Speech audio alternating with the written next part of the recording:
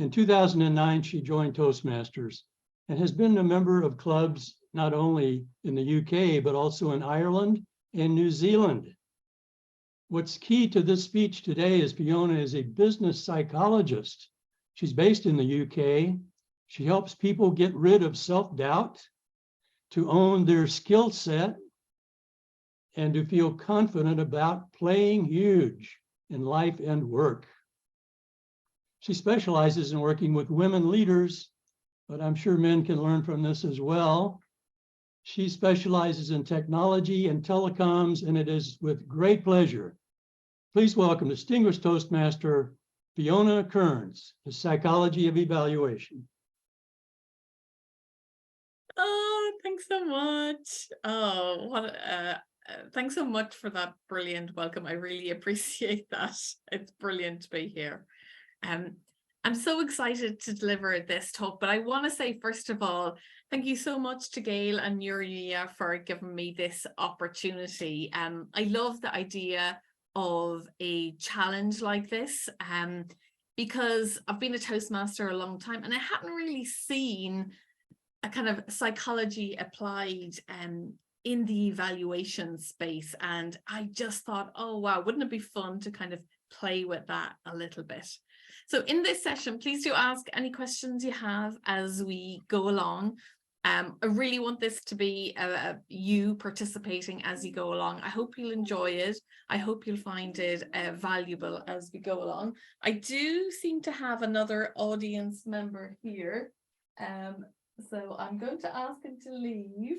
Sean, can you leave? Okay, we'll do that later. Can you scoot? I will do it later. I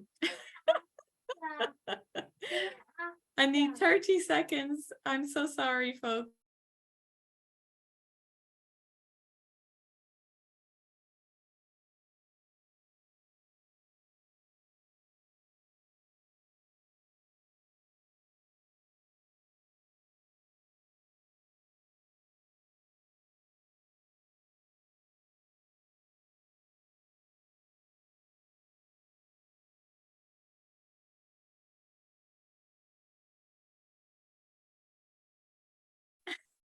Apologies, I'm back. I hope everybody's used to having, maybe you're not used to having kids, but that just happens. So let's get into it.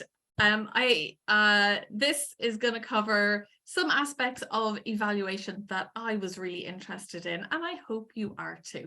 So this is what I intend for us to cover in this session. We're going to focus on ARTS. Does anybody know what ARTS is?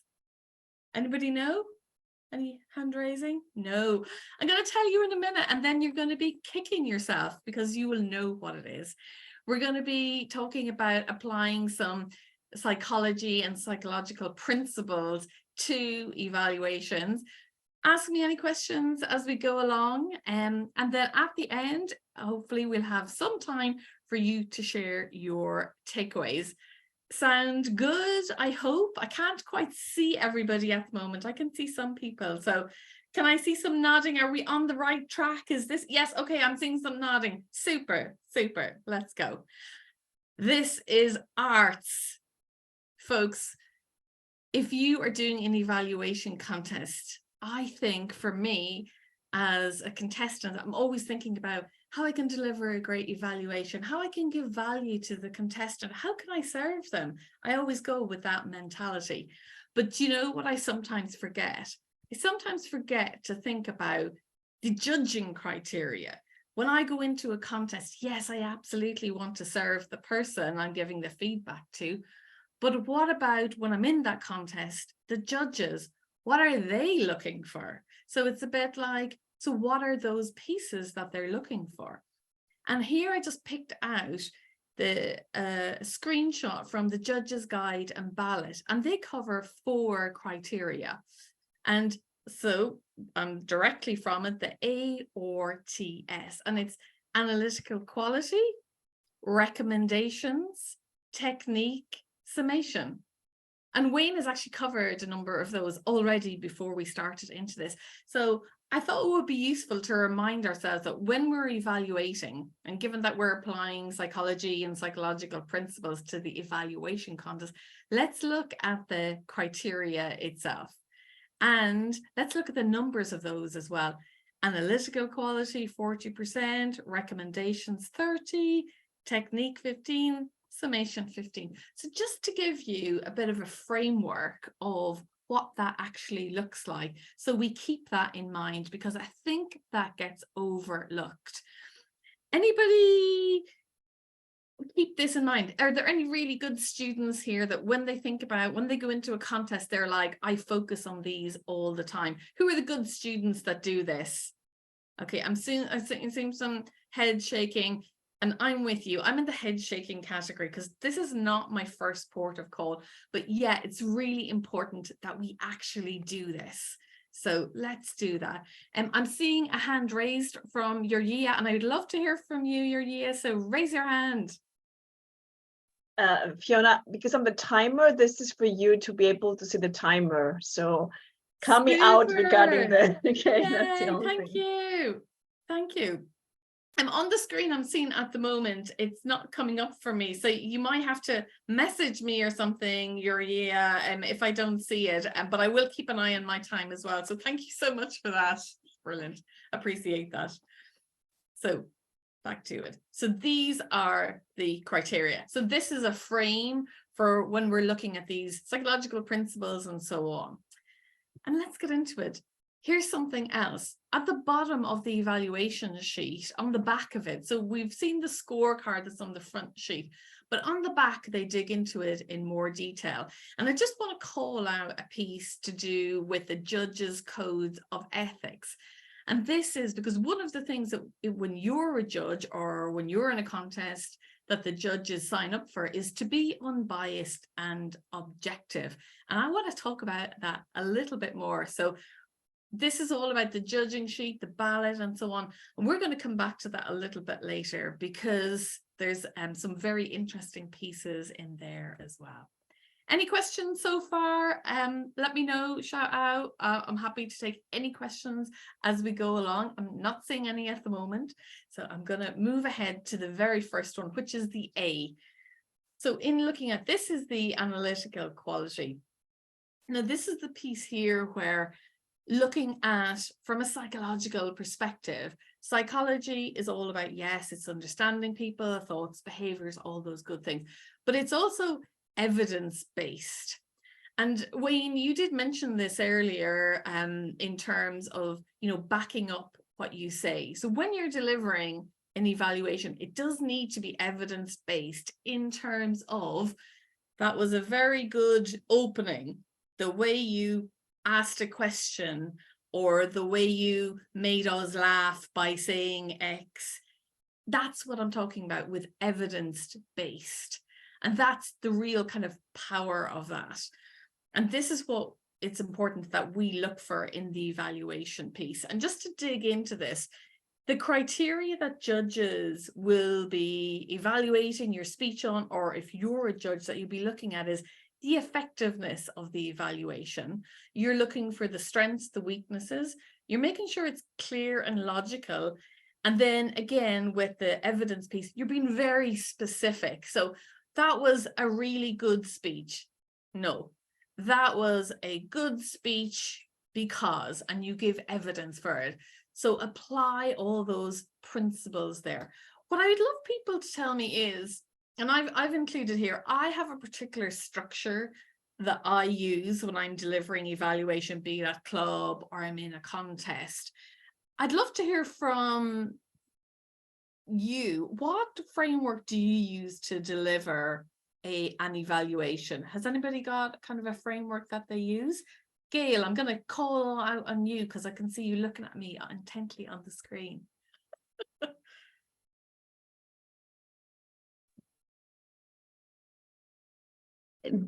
What structure? I pretty much right now just use the structure that's been provided in the Toastmasters guidance, which is that you start with a positive and point out 2 to 3 things that they did really well in their speech, then point out with evidence, of course, examples, right? And then a couple of things that I feel that they might have been able to do better in their speech, and then summarize at the end that it was a good or bad or whatever speech, but just bring it back to a closure and summarize the key points that I made in the speech. That's the basic structure that I use, which I believe is pretty much what Toastmasters recommends. Okay, okay. And Tim, you've got your hands up. Did you want to share something, Tim? Yes, I do. I've been in Toastmasters for 21 years, and for the first 20 years, I was all over the place when it came to evaluations. But I recently decided that the way that I want to do it is I want to open my evaluation with something that was extra special from the speech. It might be something that they said that was funny. It might be a line.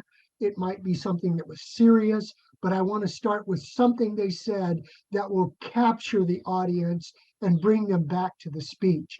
And then I look for giving 2 or 3, 2 or 3 positives that they did well with evidence, and then 2, maximum of 2 recommendations, one generally on their technique and maybe the other one on their delivery or something like that. Wrapping it up by going back and tying it in a loop back to that statement that I had at the beginning, so that I can tie my evaluation ending to the opening. And I've tried that recently, and it seems like it works well for me. Okay, super. Thanks for sharing that. Alex, you've got your hands up. What did you want to share? Thanks. I have a combination. Often in our club, we're going to focus either on the delivery or on the content. So for my delivery evaluation, I use something called GLOVE, Glove, gestures, grounding, presence, language, organization, voice, energy, engagement, enthusiasm. And I say what I appreciated about it and how it could be improved. With regard to the content, I look at the story elements, how they go. Is there like a hero's journey kind of thing? And is it logical? Logic and content. And that seems to work pretty well at our club. Thank you. That's good. Now I'm intrigued because Kathy has messaged here to say that she has 3 models. Kathy, would you like to share a little bit about those in 30 seconds or so? Sure, I'd be happy to. Well, the first model is GIFT, and this is something that I learned from another Toastmaster in Florida. She uses the acronym of GIFT. G, what was good about the speech. I, where's the opportunity to improve. F, what was the favorite part of their speech. And T, what was the main takeaway. So that's the GIFT model. The PES model was something that I was introduced to in my first year of Toastmasters by my mentor, John Hutchins.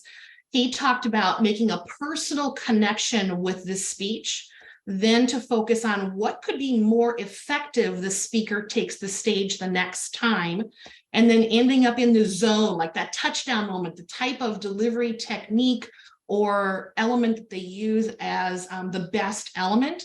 And then the technique that I developed with a friend of mine was the Mona technique. And I really like this one in particular, especially for evaluations for advanced Toastmasters. M means what was the message? So as a listener, what was the impact on me? The opportunity is the O, because we're talking about advanced speakers here. What could be the opportunity they might not see in themselves? So perhaps maybe they could be featured on a podcast, etc.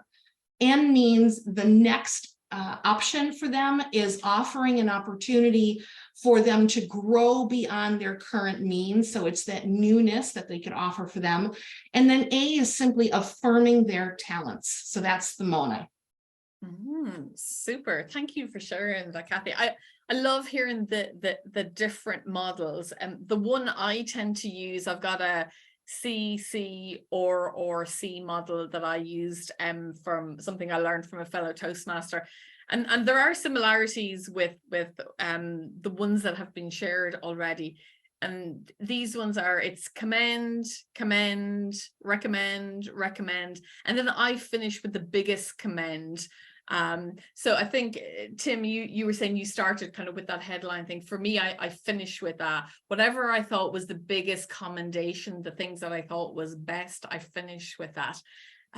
But on this particular point, when it comes to the analytical quality, I think the principles here are to have a structure, whatever it is, to have a framework, and that you're using evidence, and you always have your strengths, your improvements, and you're giving very, very specific feedback. And I think they're the key principles here. And the way I'm applying those from a psychological perspective is the evidence base, and then the structure being the methodology that you're using. And just to be always reminded that we do that.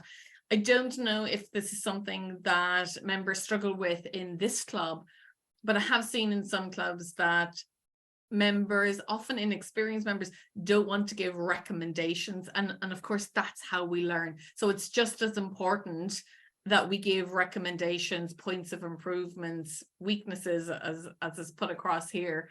But really, it's just those points of improvements, because that's how we all learn. That is why we come to Toastmasters, to improve and develop. And then let's move on to the or within this.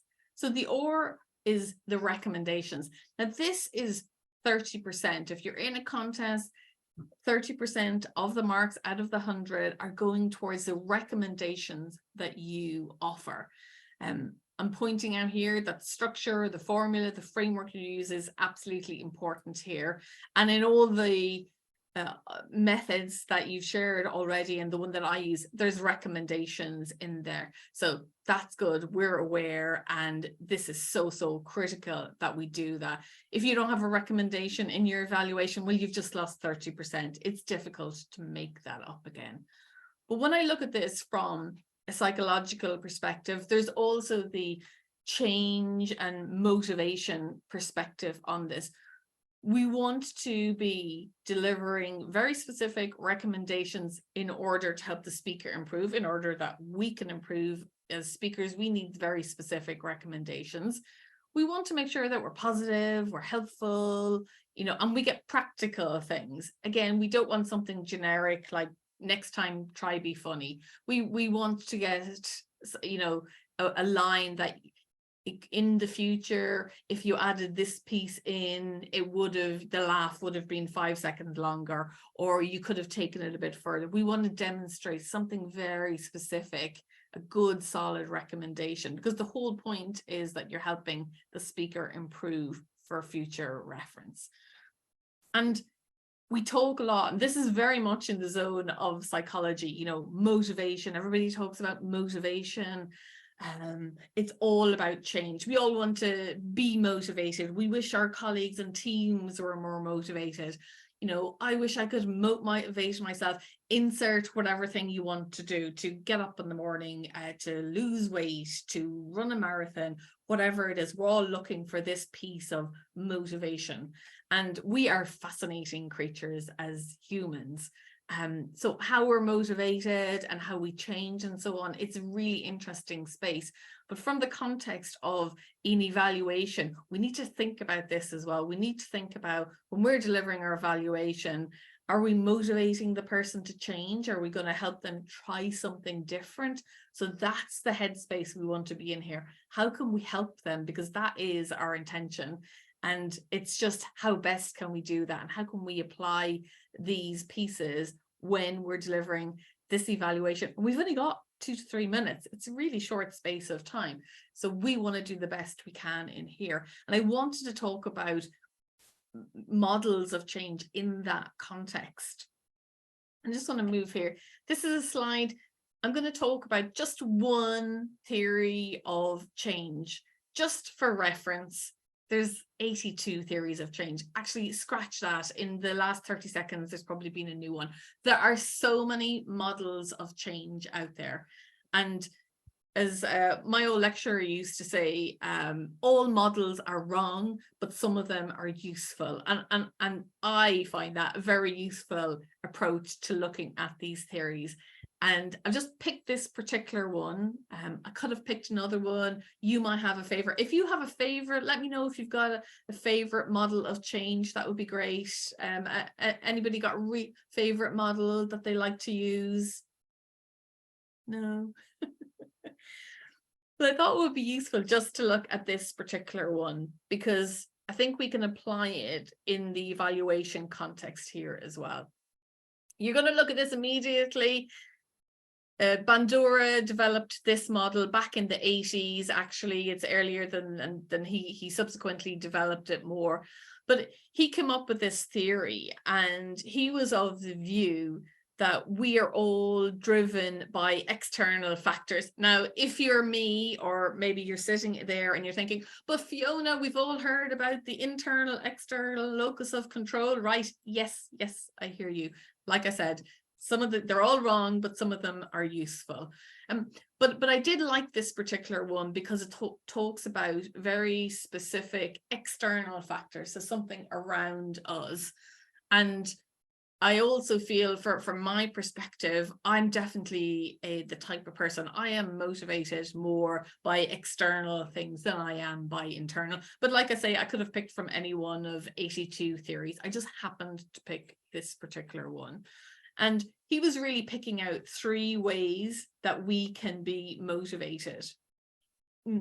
Behavioral, what we actually do. Cognitive, our head, how we think about things. Anything cognitive is just kind of like head thinking stuff, how we think about things. And then the environment, what's going on around us. And from an evaluation perspective, when you think about it, the behavioral piece, we change, we're motivated to change when we've got this self-efficacy. Like, oh my goodness, what on earth is self-efficacy? Self-efficacy is the belief that we can actually do something. It's we can make a change, and we can follow through on it, and we can make this happen. It's kind of this belief that I can do something. And so very much about action, behavior, and so on.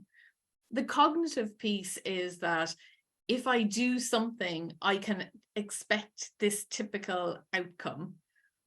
And the environmental piece is, do I have control or influence around what is around me? Do I've got control in my environment? Can I influence it? Can I have a say ultimately? Have I got the ability to control it?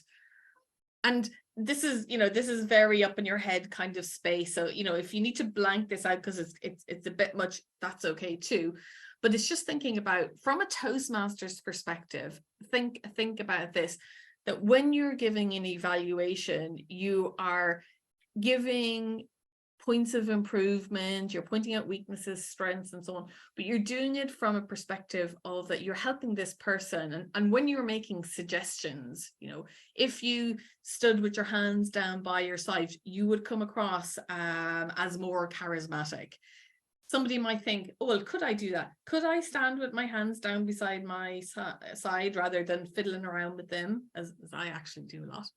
And could I do that? Yes, I believe I could actually do that, and therefore, okay, that's good. If I did that, well, what could I expect from that? I think it's fair to expect that people would view me as maybe more confident, or maybe they would, if they don't see me as more charismatic, they might just think I'm a bit more confident or certain of myself, or whatever outcome you anticipate by making the change itself. And then, do you have control over that? Oh, I wish I could put my hands down beside my side, but I can't because they're in handcuffs, or I can't do something with them, or something like that. Okay, that's a somewhat unlikely scenario.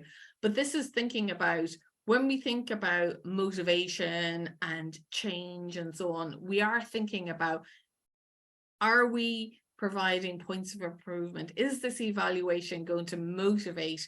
Will they be empowered to make the change that they need to make? That's why it's so important in our evaluation. We're giving practical suggestions, things that they can apply right now, because then they can change. If we just say things like, you should be more funny, what would I do with that? I don't know what to do with that. Yeah, I'd like to be more funny, but I've no idea how to be more funny.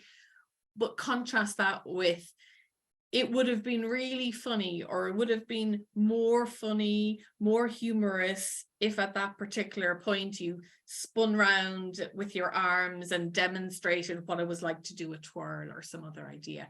So that's why we give this, because it's the motivation. You're empowering people to change, but you have to give them the tools. They have to feel like they can do it. They have to be able to change, and they have to have that within their control. It can't be too difficult for them. So many theories. Choose the one that you think works for you, but be cognizant of, it's fundamentally about what motivates people, what will help people make the change they need to make. And we want to be better speakers, we want to be better leaders. A great evaluation helps individuals make this change, and that's fundamentally what we're about. Next, I want to move on to the T, which is the technique. Let's move on to technique. It's 15%. Should it be more? I don't know. But the technique, I was tempted to think about this as stagecraft. I do think it's a bit of stagecraft. Anybody think that this is a bit of stagecraft? I'm not seen any hands up. Yeah, maybe. There's a bit of stagecraft in here. This piece is also motivation in many ways, but not wanting to duplicate what we've already covered so far. Motivation, this is about how you deliver your comments and your recommendations. It could be how humorous you are, how lighthearted you are, how serious you are. There's something about your style in here as well. There is also the piece about being sensitive to feelings and the needs of the speaker, because you want to inspire and encourage them. And this might be something that you're doing already. And I put this under the heading of emotional intelligence. When a new member comes into your club, people are at different stages. Some people are, they barely come into the door and they're almost running out again. I certainly have somebody I met recently, and I made sure I was at the front door of the hotel because I was genuinely concerned that if she might get cold feet and run back out the door again if I wasn't there to walk her in. But not everybody's like that. Some people walk in and they're self-assured, and this is just, the icing on the cake for them to coming to Toastmasters. But that's you applying your emotional intelligence in a particular situation. I'd love to hear from you about the types of members that you're seeing coming in the door. Liz, what kind of members come into your club? Well, in this club, they're advanced members, but I'm in two clubs. My other club is a lot of beginners and they don't know how to evaluate. But I'm learning a lot here about perhaps how to teach them how to evaluate. Yeah. Absolutely. A lot of them, I'm trying to encourage the members not to say, I have no recommendations. That's not something we say in an evaluation. Yes. And that's a challenge, isn't it? And for me, when I was a new Toastmaster, I certainly felt that, these people who are kind of ahead of me or, better than me, who would I be to be giving them evaluations or points of improvement? And yet we actually do it all the time. We look at talk show hosts and we have an opinion on them. So it's one of those things. So that's certainly something we all have to be mindful of. And I do have another person. Is it Twila? Twyla. Oh, beautiful. In the new clubs, as per the old clubs, everyone was from your neighborhood, from your same environment. They were all farmers or farmers associated, or they were suburban or something. But nowadays, the new clubs were international. And the cultures vary so different. So if I'm reading the personality of a friend that I know from a local environment, I can pretty much tell how she's going to think or react. But if I find a shy person from an Asian country, are they shy? Are they just quietly self-confident? So it's much harder to read those personalities with our diverse club groupings now. How do we do that? How do we understand culture in these evaluations? Yeah. Oh, that's a great question. Well, let's bring other people in on that. I love that. That's genuine thing. Well, let's move on to the next one. The piece to highlight here is this emotional intelligence piece. And I hear the point that you're making, because we understand individuals or kind of types in our own communities and how people work and so on. But then when we go outside of our own culture, we're not quite as sure. Even where cultures are somewhat similar, there are some pieces in there. And before I open that up to the floor, because I think that would be a good one to just talk about for a few minutes, Twyla, I just want to pick out the key points on emotional intelligence. There are some criticisms of emotional intelligence, no surprise, with all of these things, and it's a good thing, by the way. There's pros and cons to all these different things. There's new research coming out, we get new information, it's updated and so on, and that's just part of an appreciation, or it's critical thinking in action, really. We have differing points of view, as I think perhaps you should, but the principles of emotional intelligence, and I think this has been kind of productified into emotional quotient and other products like that. But think about it's self-awareness, it's self-management, it's social awareness, and it's relationship management.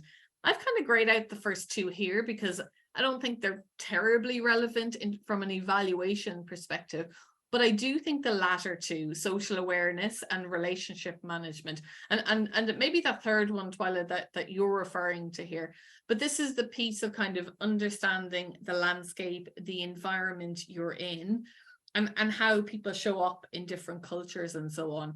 And some of this we perhaps do intuitively, and some of it we need to maybe think about a little bit more, exactly as you have done and you've identified, Twyla, I think, because it's looking about, how do people present in different environments? And it's also being mindful of it. There is a piece here also of asking people, how do you like to do whatever?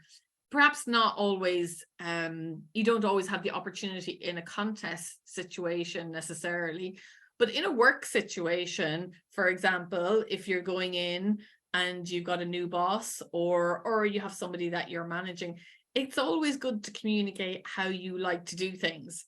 Hi, boss, do you like me to phone you up, to let you know how I'm getting on, or do you want a weekly email?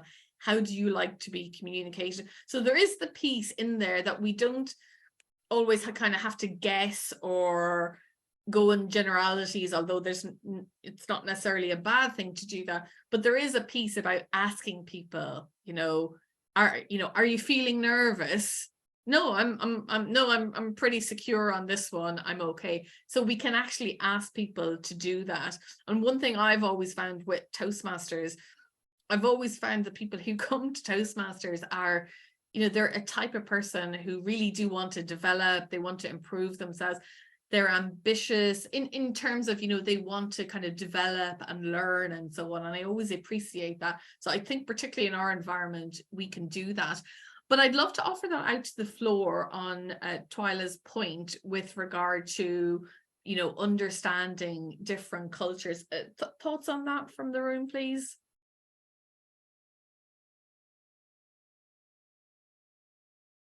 We have people from across the states and across the world. Liz, go ahead. Well, I know within the clubs, we evaluate our newer members on their effort and our advanced members on their technique. And so within the international group, when you don't know somebody well, you might give them the technique evaluation until you know them and you know how, what kind of evaluation they want to hear. Mhm. So you can still give valuable feedback, but keep it very gentle until you know them, and then you can dig deeper.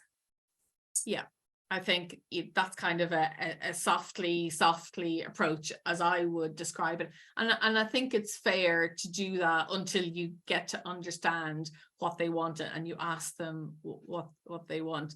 I'm just looking at people on my screen. Portia, do you have any thoughts on this?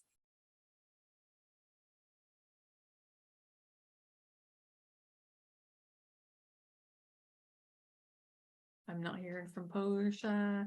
Is it Shari? Do you have any views on this? Hi, thanks, Fiona.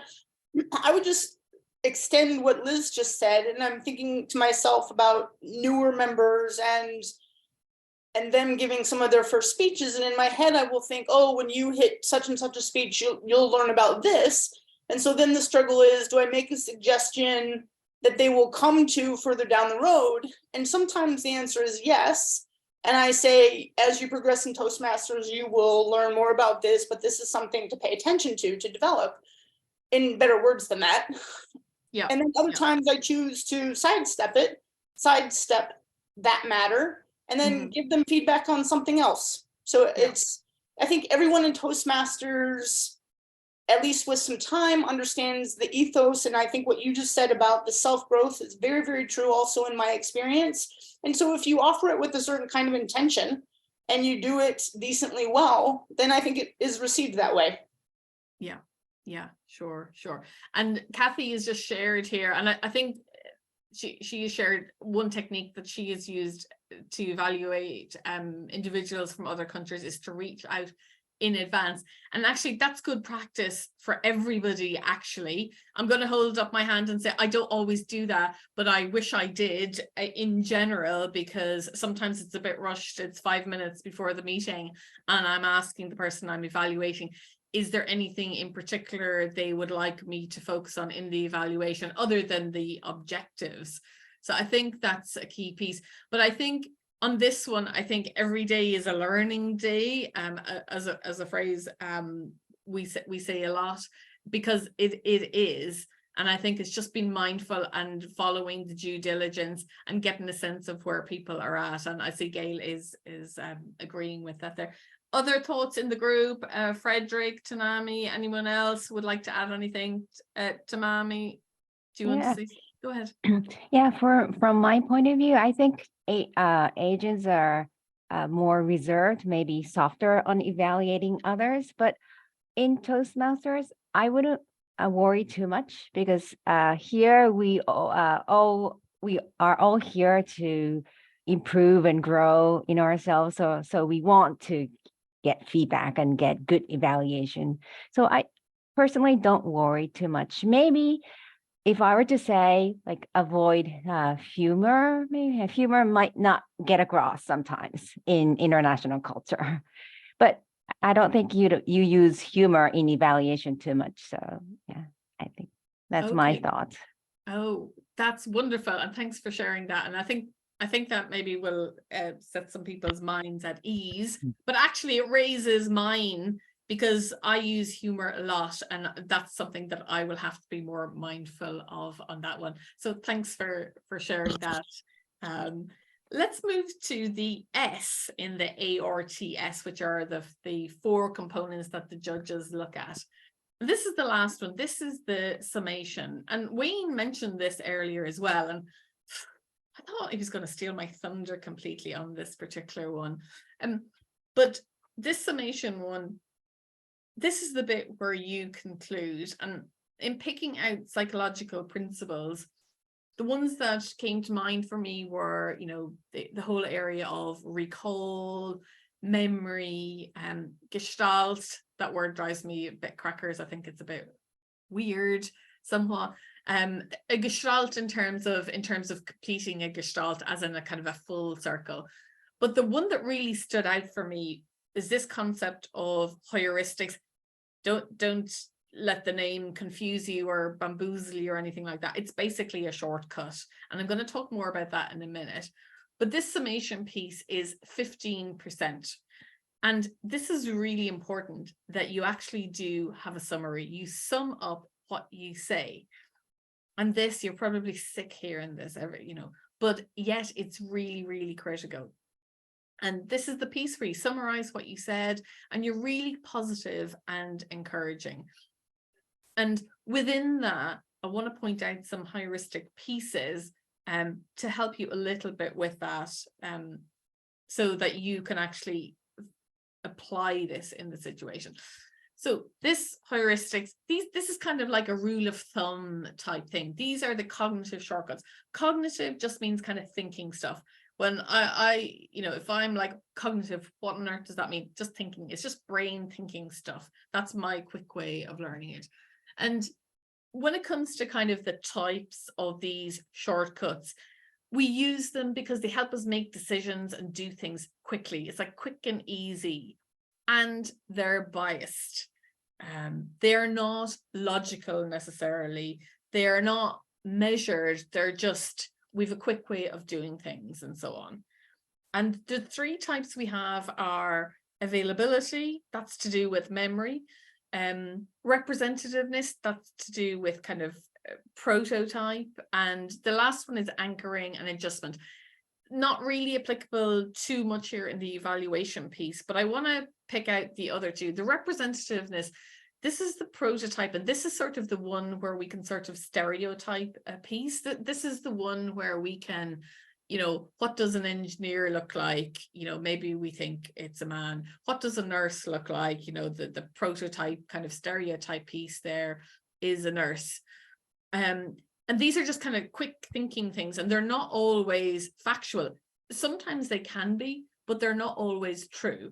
A great example I heard recently was, where are there more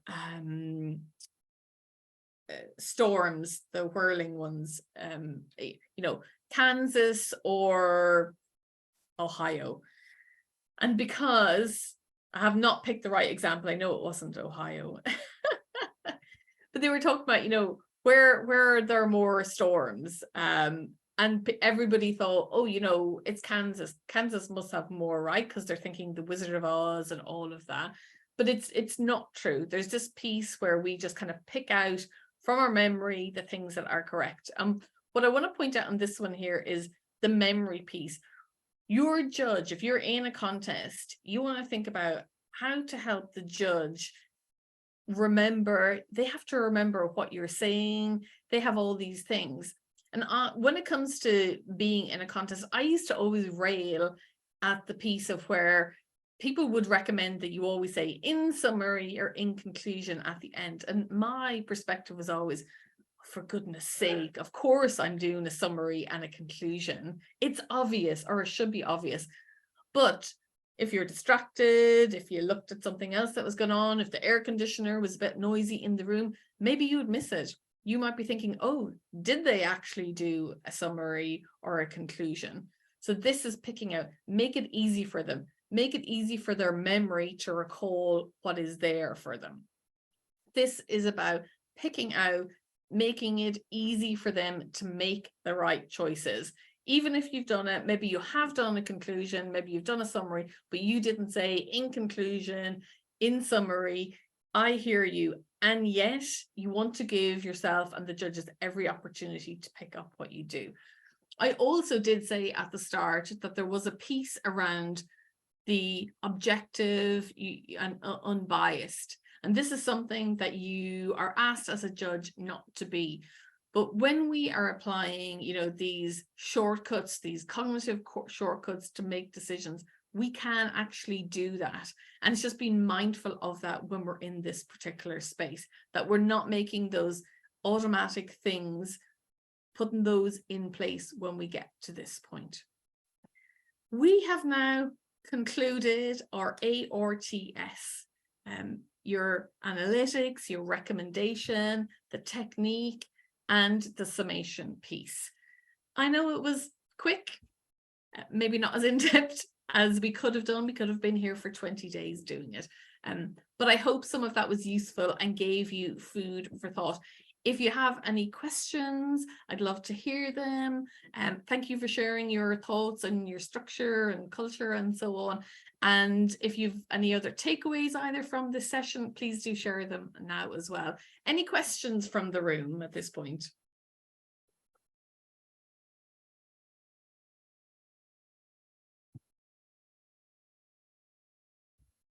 I have a comment, Fred Moody. Great. Over to you, Fred. I very much appreciate the template and the guidelines you gave us. So often there's a temptation to give an evaluation and get sidetracked on the topic that the speaker has spoken of, especially when it's a real cliffhanger speech that is of very current interest and passionate, and possibly everybody is wrapped up in the topic itself. I've heard so many evaluations that gravitate and start talking about the topic rather than how the speaker can improve. So I just want you to know, I, for one, very much need your guidelines, and I will pay close attention to what you've given us. I think I'm going to benefit by it. I don't think I'll necessarily be a role model for the rest of Toastmasters in the evaluations, but I think I'm going to improve a lot thanks to you. That's very kind of you, Fred. And yes, we all have a particular leaning in a particular way. And when you get a great topic like that, there's always the temptation to focus on that. But that doesn't necessarily serve the speaker, or indeed you if you're in a context as well. And it's always about, you know, what's the long-term impact as well? How is that really helping the speaker? And it might not be. It's a bit like, you know, oh, you look wonderful. Okay, but you know, the more specific it is, the more value I think it adds. And thank you for the prompt on tornadoes, as I was getting really stuck there. Jane, thank you so much for that. I appreciate it. Yes, Wisconsin, thank you. I appreciate that. Other thoughts or questions? Tim, you have your hand raised, I see. Yes, thank you. I worked for the U.S. government, Department of the Navy for 42 years, and we loved acronyms. So I really appreciated all of the acronyms that were involved in this presentation today. We had MONA, we had ARTS, we had PES, we had something else. I'm going to go out and I am going to create my own acronym for my methodology. Thank you. Well done. Well, you know, I would deem this session a massive success if that's the outcome. I wouldn't attribute it to me at all, but certainly that's the case. Liz, did you want to say something really quickly, because I'm on the red? Really quickly, I'm the speech evaluator later in this meeting, and I don't know if I'm inspired or terrified, but I'm ready for the evaluation. Oh, fantastic. Thank you so much for that. If you have got any questions later on, please do let me know. I won't be able to stay for the full meeting, so I'm just mentioning that, but please do reach out to me and connect with me on LinkedIn or Toastmasters or any other place. It's been an absolute pleasure. Thank you so much. Fiona, we thank you very, very much for coming today and sharing with us your ideas. They were very thought-inspiring. I particularly liked the way you interacted with the audience. I felt everyone was involved, and that really makes an exciting presentation. So once again, thank you again for coming. Your gift